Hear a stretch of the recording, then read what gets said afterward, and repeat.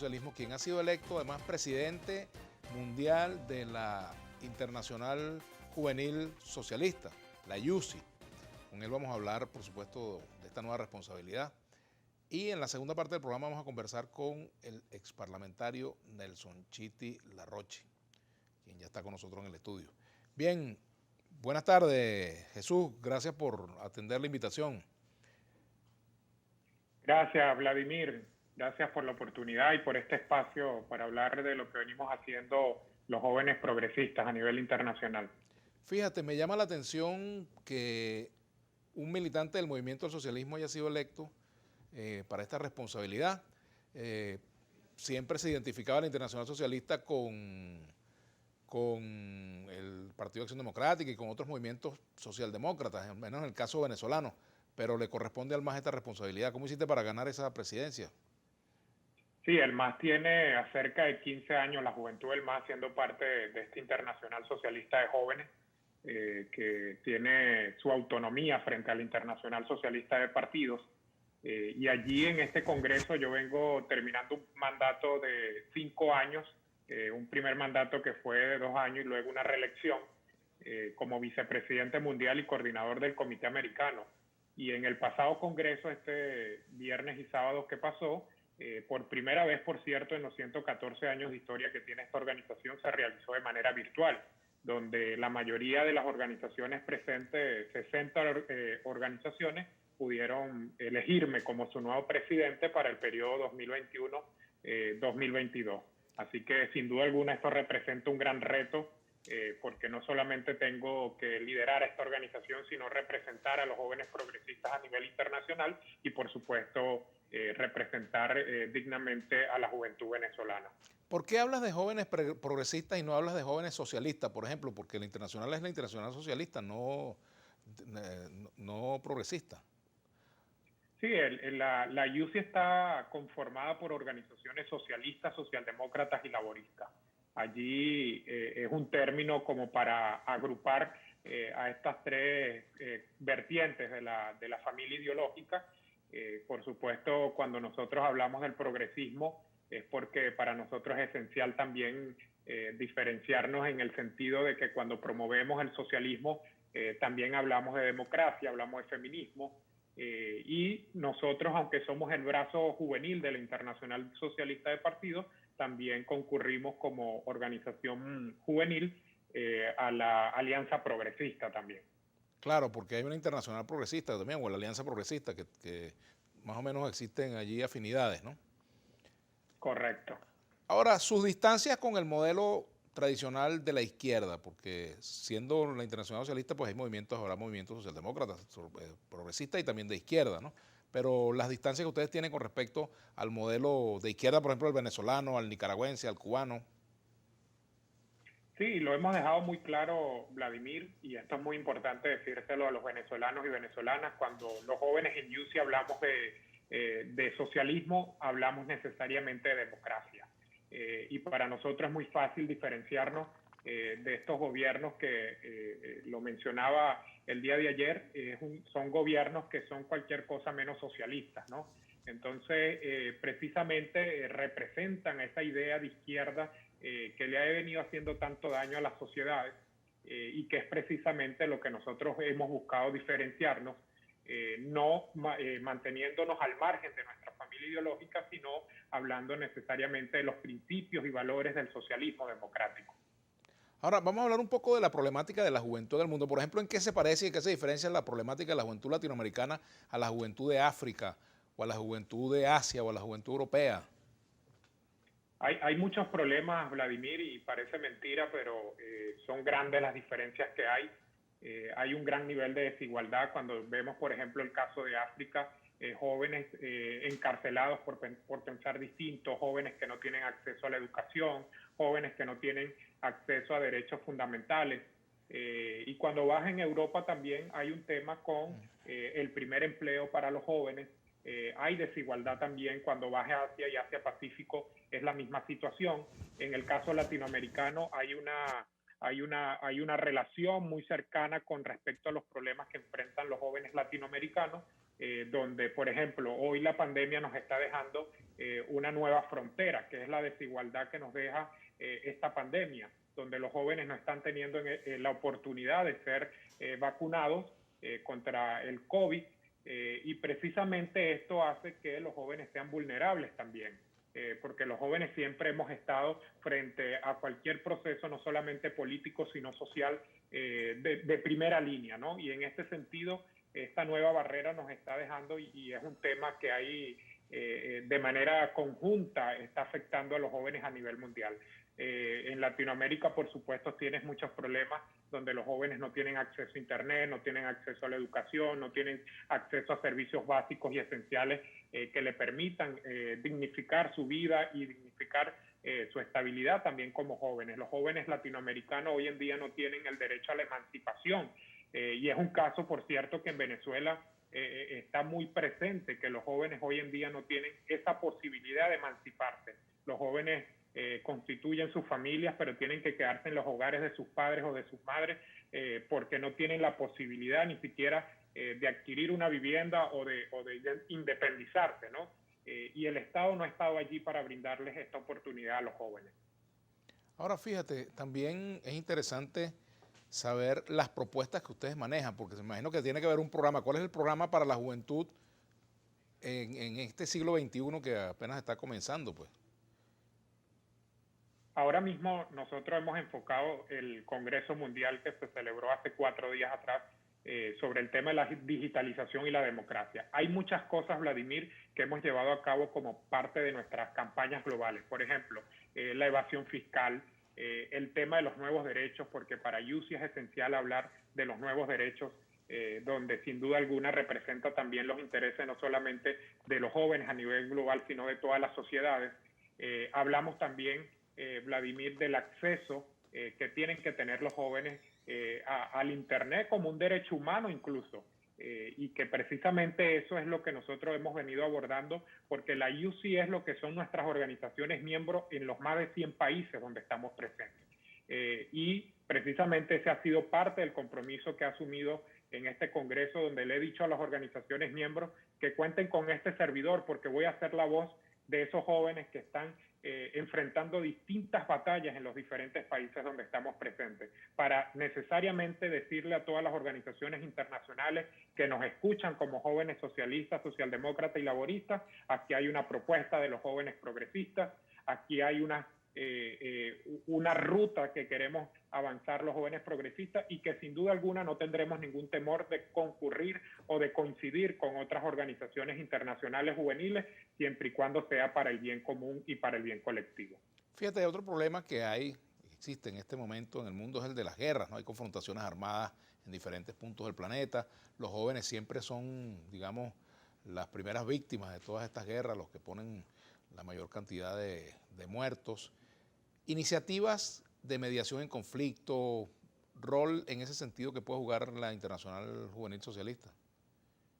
La UCI siempre va a buscar, Vladimir, a ser un mediador frente a cualquier conflicto que se enfrente la sociedad a nivel global. Siempre vamos a buscar exigir, pero también llamar a la paz, a la reconciliación, al entendimiento. No puede ser, Vladimir, que a estas alturas, en pleno siglo XXI, haya esos conflictos que atenten principalmente contra los intereses de los pueblos, ¿no?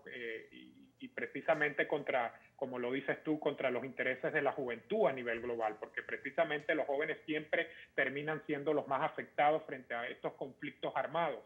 Y justamente desde UCI siempre hemos dicho, Vladimir, de manera muy precisa y de manera muy directa, que siempre tiene que haber un entendimiento, siempre tiene que haber un proceso de negociación que nos permita siempre avanzar hacia la paz, hacia el camino de la reconciliación incluso, y siempre esa será la propuesta que desde UCI vamos a trabajar en una línea del sentido que nos permita a los jóvenes a nivel global generar aportes frente a todos los problemas que se enfrentan las sociedades. Tú sabes que uno de los problemas que enfrenta la juventud venezolana es la matraca policial, que está presente en diferentes alcabalas, en distintos puntos de la ciudad. Me gustaría hablar contigo al regreso, si tú le has comentado a tus compañeros de esta organización internacional, esta pandemia pues, que tenemos aquí de policías que viven matraqueando jóvenes. Vamos a hacer la pausa y ya venimos contigo, Jesús Tapia. Bien, continuamos con Jesús Tapia, secretario juvenil del Movimiento Socialismo y presidente de la IUSI, esta Internacional Juvenil Socialista. Ahora, aterrizando en Venezuela, le comentaba yo a Jesús Tapia de la situación que se vive en Venezuela. Por ejemplo, los jóvenes son víctimas de la matraca policial, de abusos policiales. También, bueno, aparte de eso, pues lamentablemente los integrantes de nuestras bandas delictivas en Venezuela son mayoritariamente jóvenes. Es decir, el Estado, por un lado, funcionarios que los agreden con uniforme y por otro lado la falta de atención. En fin, hay una problemática social muy grave, ¿no? Y me gustaría comentar contigo esto, ¿no? Eso forma parte, de Vladimir, también de los grandes problemas que enfrentamos los venezolanos y venezolanas. Y esto es muy lamentable porque no solamente es que los jóvenes son los principales afectados con estas actuaciones de los organismos de seguridad del Estado, sino también que cuando tú ves la otra parte, ves que la gran mayoría, el 70% de estos funcionarios, son jóvenes también, ¿no? Además. Entonces, creo, Vladimir, que aquí hay un problema grave de fondo que no se está atendiendo y que va a costar mucho poder solucionar. No es un tema de que tienes que nombrar a una persona para que resuelva el sistema de justicia, por ejemplo, como lo han venido haciendo en las últimas horas, creyendo que se trata de que una persona va a controlar. No, esto es un tema que tienen que revisar a profundidad todas las instituciones. Aquí hay que acabar con muchas cosas que le están haciendo daño a la estabilidad del país, a las instituciones, y precisamente los jóvenes siempre vamos a estar en el sentido de tener que combatir estas prácticas que sencillamente no son bien para los venezolanos y venezolanas. Ya basta también, Vladimir, de los atropellos, de pretender incluso que funcionarios, yo sé que no se trata de todos los funcionarios, pero hay una gran parte de funcionarios que incurren también en el terror con el sentido como mecanismo de control o de intimidación, y eso es justamente lo que hay que cambiar. Si queremos pensar en que tenemos que salir adelante como venezolanos y venezolanas de esta grave situación que atraviesa el país, aquí hay mucha responsabilidad por parte de los entes del gobierno que precisamente tienen que dar un paso frente a lo que implicaría la reconstrucción del país. Ahora fíjate, también hay un problema asociado a todo esto, que es la debilidad de las organizaciones juveniles, tanto los de los partidos como el propio movimiento estudiantil. Hay una debilidad orgánica en la juventud venezolana que la hace también, bueno, quizás mucho más vulnerable frente a estos problemas, porque cuando tienes una organización juvenil fuerte, pues quizás estas cosas se denuncian con mayor intensidad, ¿no? Sí, Vladimir, y eso pasa también que aquí todo el sistema de partidos venezolanos tienen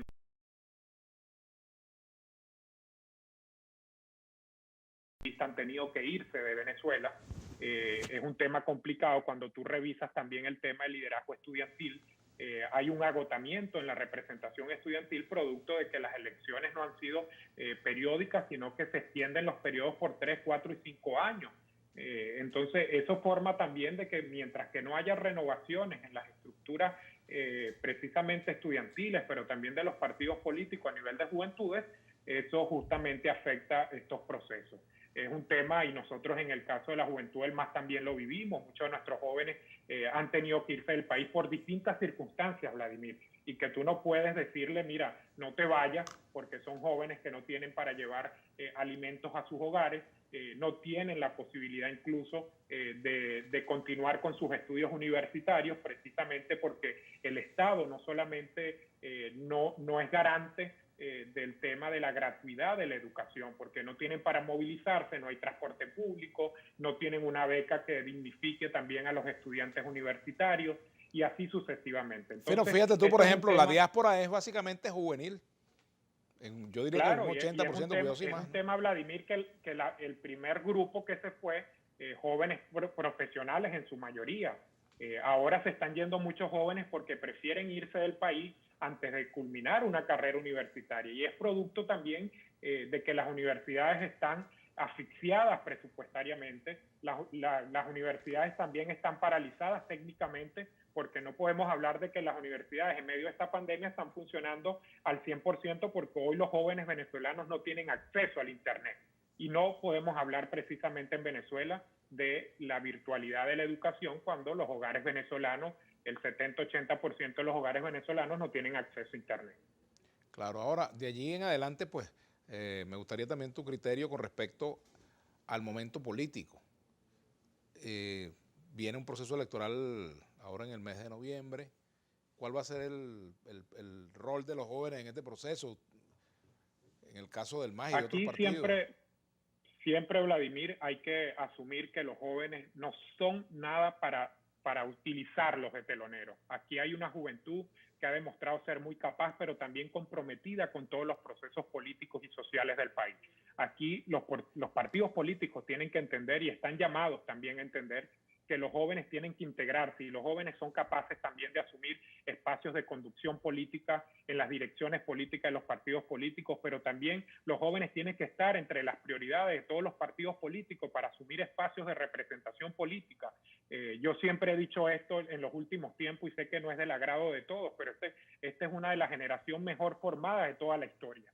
Y aquí hay jóvenes que tienen todavía mucho compromiso con el país y que sin duda alguna pueden generar suficientes avances, porque esta es una crisis que sin duda alguna nos representa y que nos está afectando a todos por igual. Cuando vemos el proceso que se avecina en Venezuela, es un también, Vladimir, y aprovecho este espacio de llamar a la oposición venezolana al entendimiento, a la coherencia, pero también a la reconciliación de la oposición venezolana. Aquí tienen que quedar, Vladimir, a un lado los intereses partidistas, individuales. Aquí tiene que haber un único propósito, que es salvar a Venezuela de esta crisis económica, política y social. No es secreto para nadie, Vladimir, que un partido o dos, tres partidos van a poder solos avanzar frente a esta situación que tenemos en Venezuela. Frente a esta coyuntura, hay sectores, por ejemplo, nuestro próximo invitado, que es Nelson Chiti Larroche, es partidario del referéndum revocatorio, de convocar referéndum revocatorio. ¿Es contradictoria la convocatoria de referéndum con la participación en las elecciones de noviembre? ¿Estás de acuerdo con Es la que eso convocatoria de referéndum? depende cómo lo vean esos sectores de la oposición venezolana, Vladimir, porque esta elección regional que tendría lugar en noviembre puede servir también como un ejemplo de lo que sería el revocatorio. ¿Qué pasa, por ejemplo, si en noviembre gana la mayoría de los cargos a elegir la oposición venezolana? Ese no sería el primer revocatorio para decirle a Maduro, lo estás haciendo mal y aquí hay una primera lección, aquí hay un primer paso. O sea, ¿qué sentido tiene hablar de revocatorio pero no se animan a participar en este proceso electoral? Y cuando tú te pones a revisar todos los procesos o todas las opiniones, dices que no hay garantía, pero tampoco las garantías o las condiciones puedes exigirlas desde el abstencionismo. Y Venezuela siempre ha tenido ese problema con todos los procesos electorales y con eso podemos hablar incluso desde los años 90 para acá, de cómo han sido todos los procesos electorales y el tema de las condiciones electorales. Y precisamente ese es el compromiso que tienen que asumir todos los partidos políticos, de tratar de garantizar al 100% las garantías electorales que le permitan a los ciudadanos y ciudadanas recobrar la confianza del voto, precisamente para que elijan a sus concejales, para que elijan a sus parlamentarios regionales, a sus alcaldes, a sus gobernadores en esta próxima elección. Claro, son pocas las iniciativas de encuentro de toda la oposición, porque es más fácil que un sector de la oposición hable con el gobierno a que se encuentren sectores de la oposición que tienen visiones distintas, a menos que lo hagan muy escondido, ¿no? Es que ese es un tema, Vladimir, que la oposición venezolana no está conversando entre sí. Aquí hay, y cuando revisamos, yo soy militante y soy dirigente del MAS, y aquí todos los partidos de la oposición venezolana tenemos responsabilidades frente a lo que está pasando en el país, porque no han sido capaces los partidos de la oposición, ni siquiera, Vladimir, de sentarse, de reconocerse entre sí. Y eso es muy importante si queremos hablar de democracia, si queremos hablar de reconciliación y si se pretende hablar de querer salvar a Venezuela. No puedes tener un discurso de querer salvar a Venezuela cuando ni siquiera reconoces a tus contrapartes en el mismo sector de la oposición venezolana. Bueno, Jesús, te deseo mucho éxito en esta gestión y que se traduzca en cosas buenas para la juventud venezolana y para la juventud del mundo, ¿no?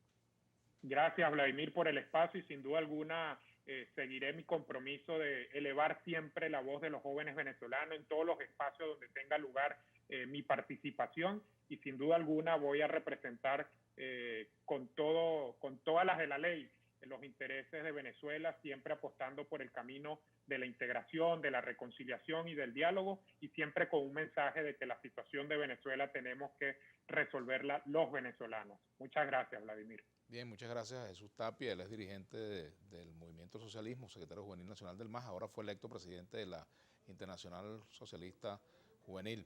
Bien, hacemos la pausa, ya venimos con Nelson Chiti Larroche.